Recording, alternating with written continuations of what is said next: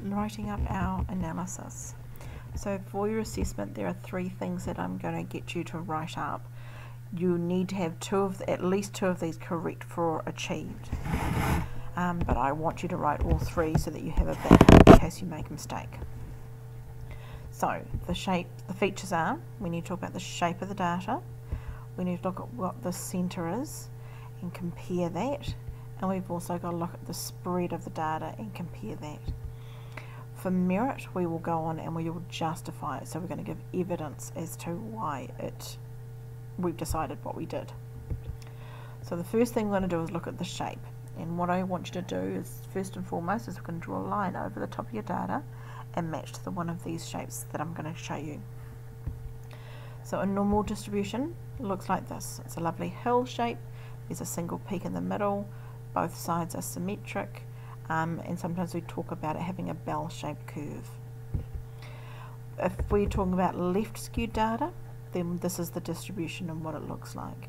And you can see there that there's a longer tail on the left hand side, and that's how I know it's left skewed, because there's a long tail on the left hand side. Our next distribution is a right skewed, and there's our third graph, and you can see there the tail, there's a longer tail on the right hand side, which is why we talk about it being right skewed. Bimodal, the word bi means 2, like bicycle's got 2 wheels. So a bimodal is a graph which has 2 peaks. Okay, so mode being common number, so bimodal means 2 common peaks. And the last shape, and you don't see this very often at this level, but the other shape that we might see is uniform, and that's a rectangular shape. So that's what you want to do, is you want to draw your shape over the top of your own data and match to one of these to describe it. So let's look at an actual data set and try and compare the shape and write up a sentence about it. So the first thing we want to do is draw our shape over the top. So I've just done in red pen here, I've shaded over the top of the female, and now I've drawn across the top of the male group. And what we want to do, when you draw this, I don't want you doing like one of those skylines which go up and down exactly. I want just that general overall shape, the general swish overall, not a detailed up and down, up and down, up and down. Okay? So when I look at that, my next thing I've got to decide is what shape are those? And I go back to those shapes that I saw on the previous page. And for example, for the female, I notice there's one peak which is slightly on the right hand side of the graph, and there's a longer tail on the left hand side. So this is going to be a left skewed distribution. For the males, you've got a lot of the data is on the left hand side with a longer tail on the right hand side. So this is actually going to be more of a right skewed distribution. So then I need to think, right, are those shapes the same? Are they different?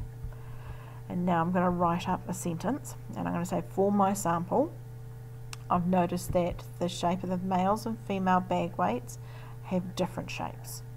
And in particular, I'm going to say that the shape of the distribution of female bag weights is left skewed, while the shape of the male bag weights distribution is right skewed. Okay, so there's a comparative statement. I'm saying what the shapes are and that they are different for the 2 distributions. And notice the whole way through I talk about bag weights. Okay, so I'm always talking about the data and what the data is about. Now for a merit, I need to justify this. So let's have a look and see how I can justify that. And I'm going to say my females is left skewed because this is what I'm looking for the merit. It's the because. And I've said it's left skewed because you've got the peak on the right hand side and a longer tail on the left.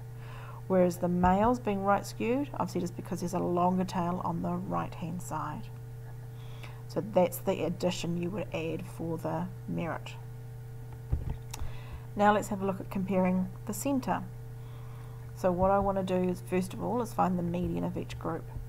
And so first of all I look for the female median, and you just notice I just put a red line going through there.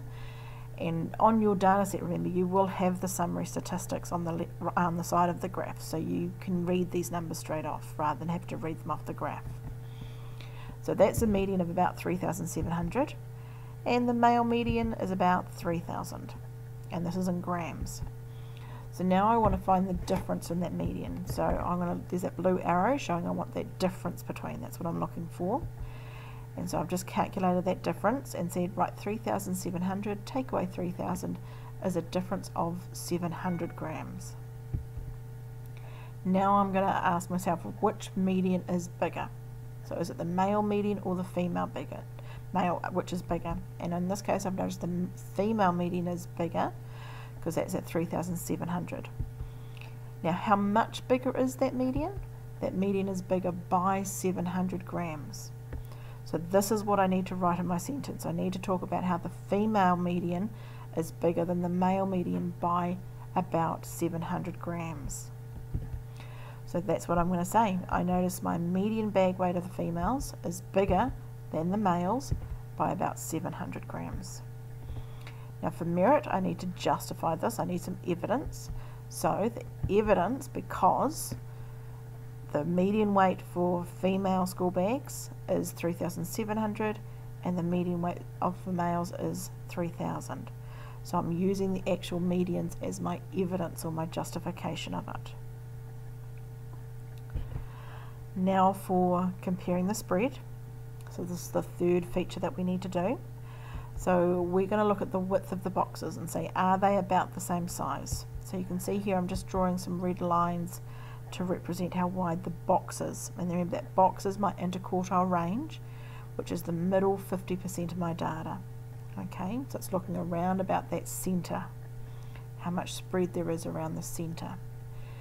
And what I notice is that the male's box is wider than the female box, and that's what we want to be able to say. So this is for achieved. I'm just going to say I notice that the spread of the middle 50% of my female bags is slightly smaller than the spread of the male bag weights. Okay, or I could have done it the other way around and said the male bag weights are slightly bigger, slightly more spread out than the female bag weights. Okay, that would be fine too. For my merit, I need to justify it. So now I need to actually calculate the interquartile range. So hopefully you remember your formula for interquartile range, which is the upper quartile take away the lower quartile. So here's my interquartile range for the females, and that's got an upper quartile of 5,000, take away the lower quartile of 2,000. So that leaves me with an interquartile range of about 3,000 grams for the females. Do the same for the males, and I get a slightly bigger number, which is what I expected, that the males were a little bit more spread out. So now for writing the sentence, I've got to think, well, which group has got the biggest interquartile range? And in this case, it's definitely the males. So now I'm going to add my because for my merit. So I'm going to say that it's the reason I can say this is that the interquartile range for females is about 3,000, whereas the male's interquartile range is 3,400 grams. So that's my evidence of how I know that how I can prove that the spread is bigger.